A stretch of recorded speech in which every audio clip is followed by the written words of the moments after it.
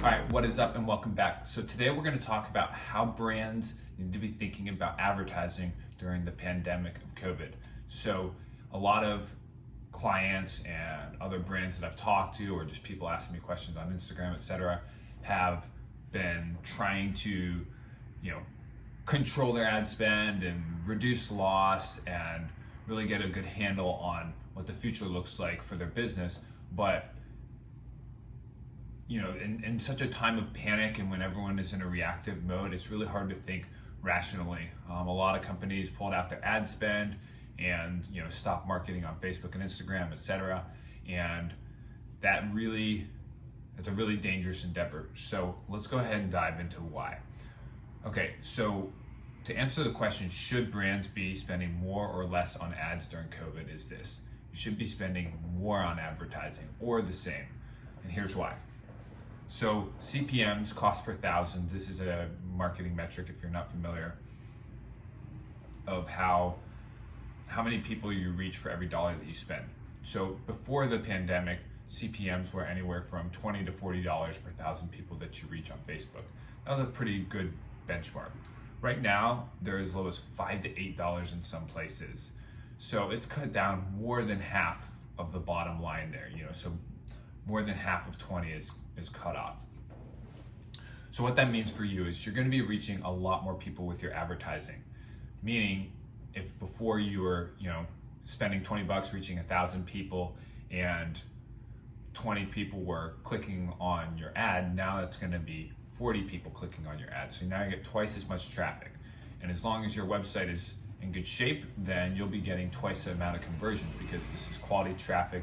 There's no reason the conversion rate is going to change just because you're reaching more people. So because the CPMs are cut in half, now your ROI could theoretically double. So it's important to test that out and keep it running, because now your costs are cut in half in terms of advertising. So that's the most important reason of why we need to continue spending on advertising. For K&J, we upped our ad spend. For most of our clients, they're spending more than ever, the ones that can still service business. For us, we can still service business because we're a digital agency. So I encourage you, if you can still do business, definitely don't pull out. Now is not the time. So for K&J, our cost per lead was about $55 when we got started. Right now, it's $30. So it's cut almost in half, about 40-50% off. Okay, so the second reason why you need to be spending and investing more in marketing during this challenging time is this: during times of contraction, competition is reduced and opportunity increases. So think about it like this: if there's 5 agencies targeting entrepreneurs in New York and 3 of those drop out of the race, the competition has just dropped 60%. So if you take advantage of that opportunity, the fact that ads are cheaper, competition is down, and you're more differentiated as a company, then you're gonna get more business out of it. For us, agency world is an extremely polluted and fragmented industry. There's tons of small agencies that are not real companies, and they're typically just a social media marketer trying to build up their repertoire and all of that. And so a lot of the smaller, less competitive and newer companies are going to drop out of the race in the ads, and altogether they're just not going to be able to stay above water because the financial times are so challenging. So that's actually going to create a lot of opportunities for the companies that stick around, which is exactly why K&J is investing in more in ads than we have ever invested before. And a lot of our clients are spending more too, because their competition is reducing. So now is the time to take action when other people are bowing out of the race and businesses are closing. So if you can still service customers, definitely get back in the game. Get out there and start closing more deals, selling more product, whatever it is that you do. We have a meal delivery client that was spending $2,000 per month on ad spend, and this is for meals to your door. So it's a very competitive business, but it's also a good business to be in during a pandemic. So they're spending $2,000 per month on ads and getting $8,000 in monthly recurring revenue. So they get $8,000 in revenue for month 1, $8,000 month 2, $8,000 month 3, all for just $2,000 invested initially. So you can see that they made more than 10x their money back by just staying in the game. So I really encourage you, if you can service business, especially, it might require a small shift to your business where you go to, delivery, especially for like a food company, right? Like you go to delivery and the business is just, the cap comes off, right? If there's another kind of business that you're in and you need to make some adaptations to be more digital, now is the time to do it. All right, now let's get a little bit more into the nitty gritty. So the third reason of why you should be spending more on ads during this challenging time is this. Aggressively cutting your loser ad sets and focusing on scaling the profitable ad sets as much as possible is going to maximize your ads. So now is not the best time to be exploring cold audiences and testing and all of that. If you're really advanced at Facebook ads, then yes, it is a good time because CPMs are low.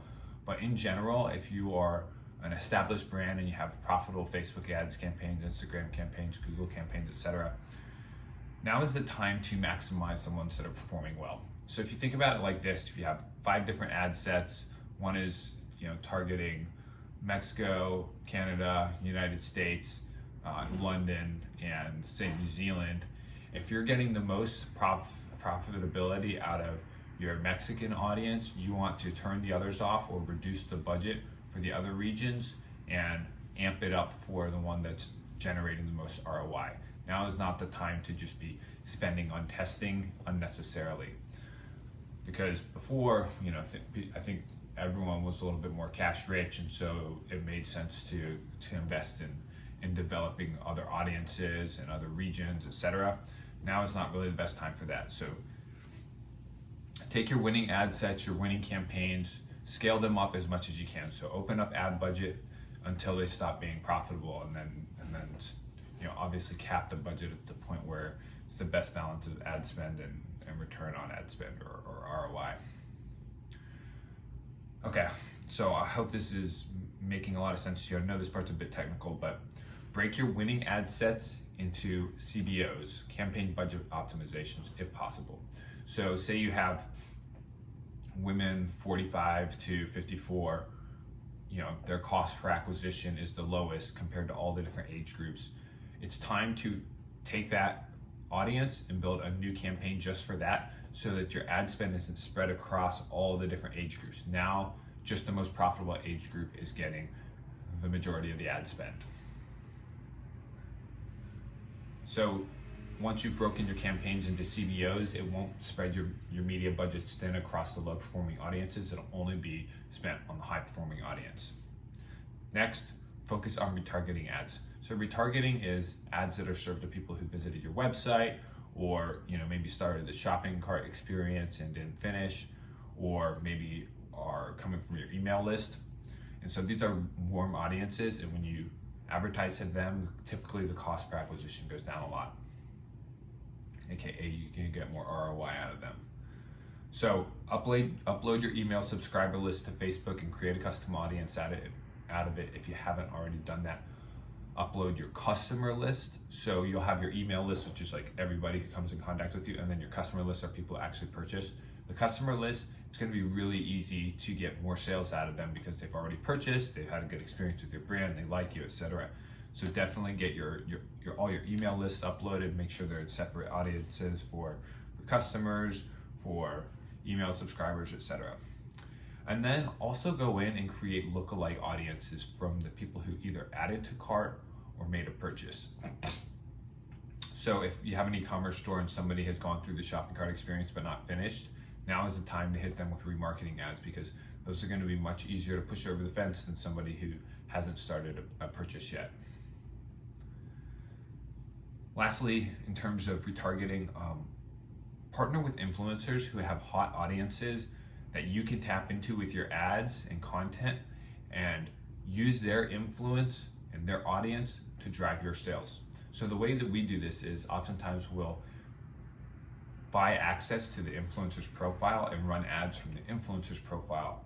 And that way it's, for me, an influencer that I really like is Tim Ferriss. So it would be like Tim Ferriss advertising, Bulletproof coffee, something that I consume a lot of. So not Bulletproof coffee marketing themselves, but Tim Ferriss doing it.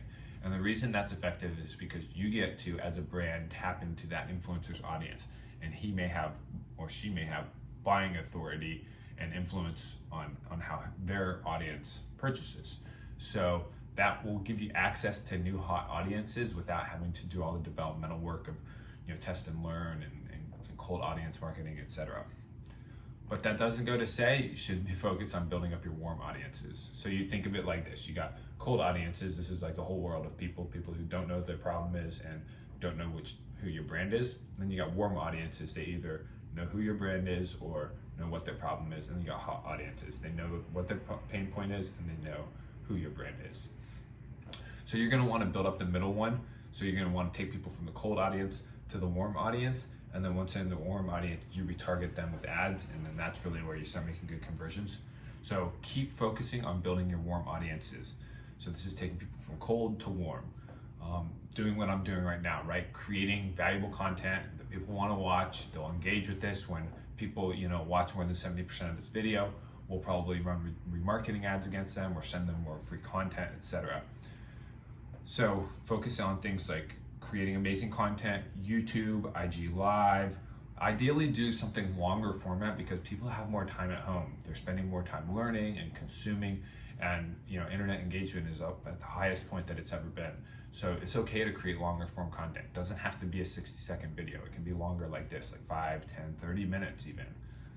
Because the more deep you go, the more value you can offer, right? So people are gonna want really deep and gripping impact on their business. And so if you can go deeper, you can have a bigger impact on them. And then lastly, email capture. So have a pop-up on your website that gives people 10% off if they submit the email, or for us, we have a free resource on how to make viral TikTok videos. Have something up there that's going to keep capturing emails so that you're continually filling the bucket to run your remarketing ads against, like I talked about before. So if you combine all of these things, if you're continually bringing people into the warm audience, if you're running remarketing ads against the warm audience, and you're leveraging the fact that competition is down, CPMs are down, you're gonna have an extremely profitable time during this COVID, and you can actually come out on top, making more money than you made before as a business. All right, I hope this was helpful. If you enjoyed this, make sure to like, subscribe, and share it with somebody else who's in e-commerce or digital marketing, and I'll see you in the next video. Peace.